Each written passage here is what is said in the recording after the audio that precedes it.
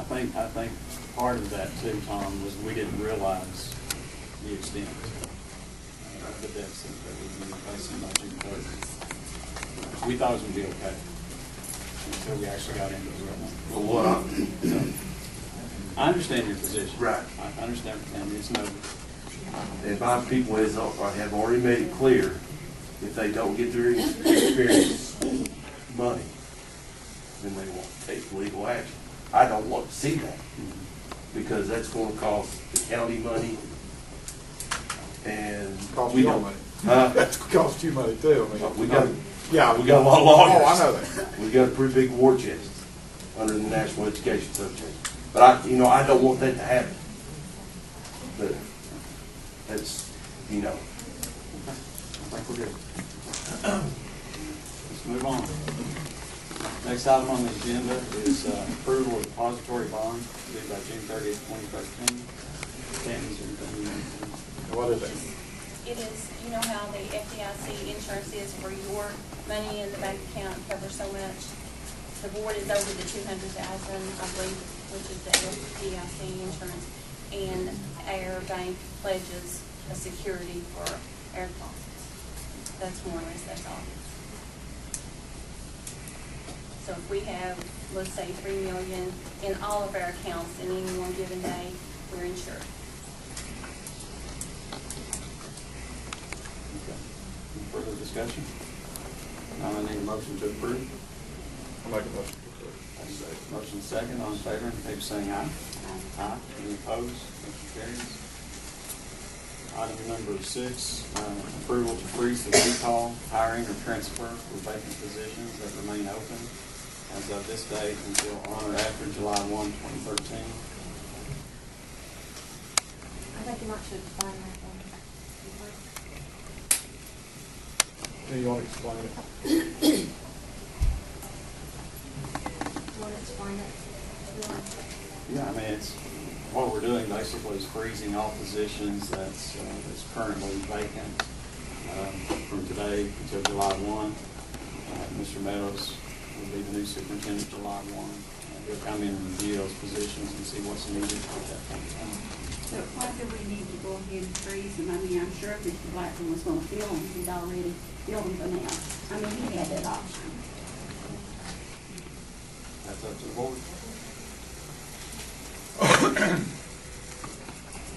make a motion to. Yeah, I'll make a, okay. You make a motion? I'll second. Make a motion to do what?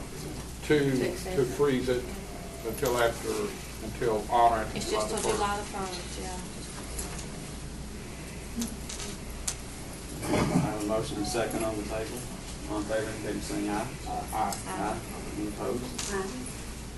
One opposed. Thank you. Motion carries. Next item on the agenda is item number 7. Approval of the abolishment of all open positions within the school district that were not filled in the current 2012-2013 school year. Can I explain that, Craig? You can. Is it okay? I know I talked to Mr. Schmidt. We've talked about this before, and brought up the last thing that a lot of school districts have faced the same problem that we're facing right now with money and time.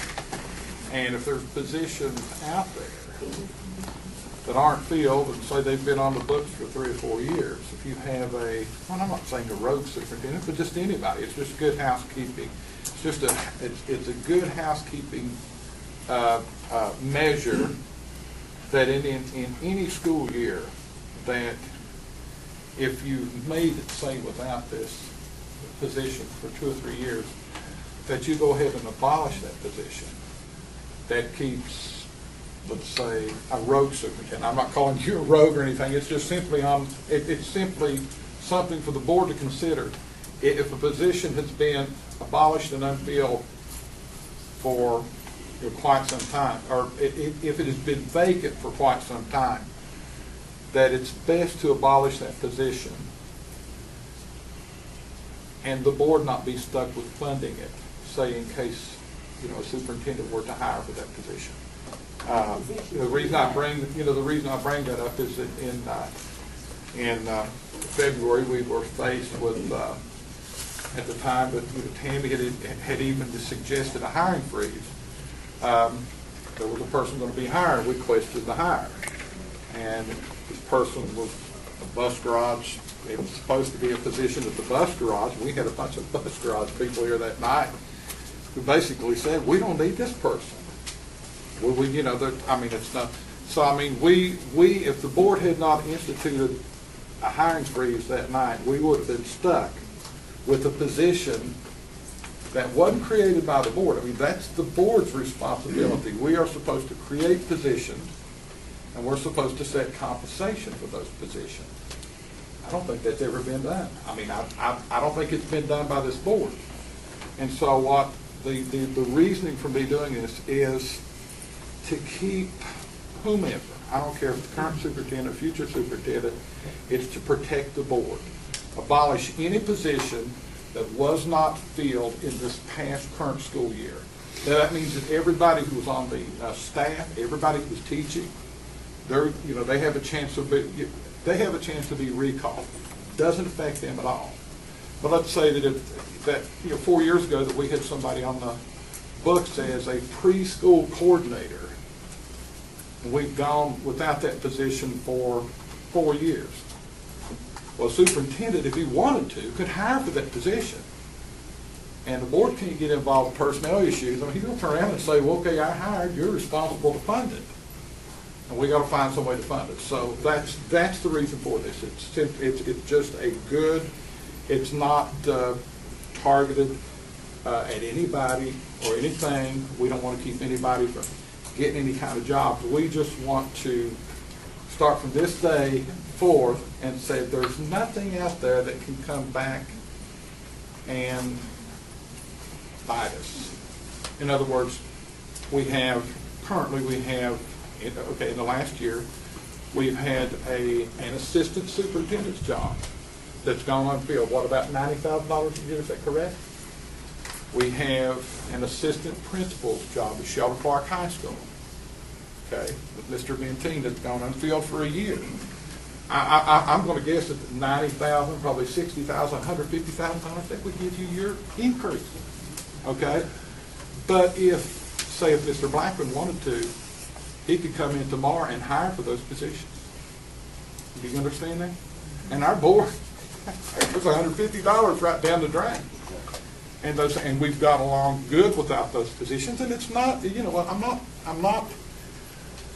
I'm not saying that Mr. Blackburn will do that. I'm not saying, but the whole thing about it is that you take away that possibility. And the board has that power. And not to do that, you know, if we don't take these steps and they're filled, then, you know, shame on us. I mean, that's part of the things that part of the thing that I wanted to do to enable us to meet our obligations.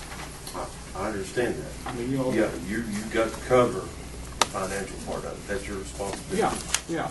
I'm just saying that I've got to cover my teachers. Oh, I understand. And make sure they get their rank I understand change. And make sure they get their experience paid. And you understand that that's the reason that I want to do this. Right. Okay, to make sure that you all do get that. And I don't want to have to get into if they don't get it, then I don't want to get into litigation, which is going to cost the county money, the board. Oh, yeah. Yeah. And that's money we don't have. Yeah, we don't need any more litigation. I mean, yeah. So that is my motion. My motion is to abolish, and I will make sure that this is correct in a minute, to abolish any position not filled in the last school year. Okay? That includes central office. That includes all itinerant positions, you know, the district, certified and classified. Any position that's out there, to abolish all those positions. In other words, if it wasn't filled in this last school year, then it's not. It no longer exists. Did I make myself plain, Craig? Yes, I have a motion on the table. I need a second. I'll second. Get the motion in a second. All in favor, indicate by saying aye. Aye. Any opposed? Motion carries. Next item on the agenda is approval to go into executive session. Before we do that,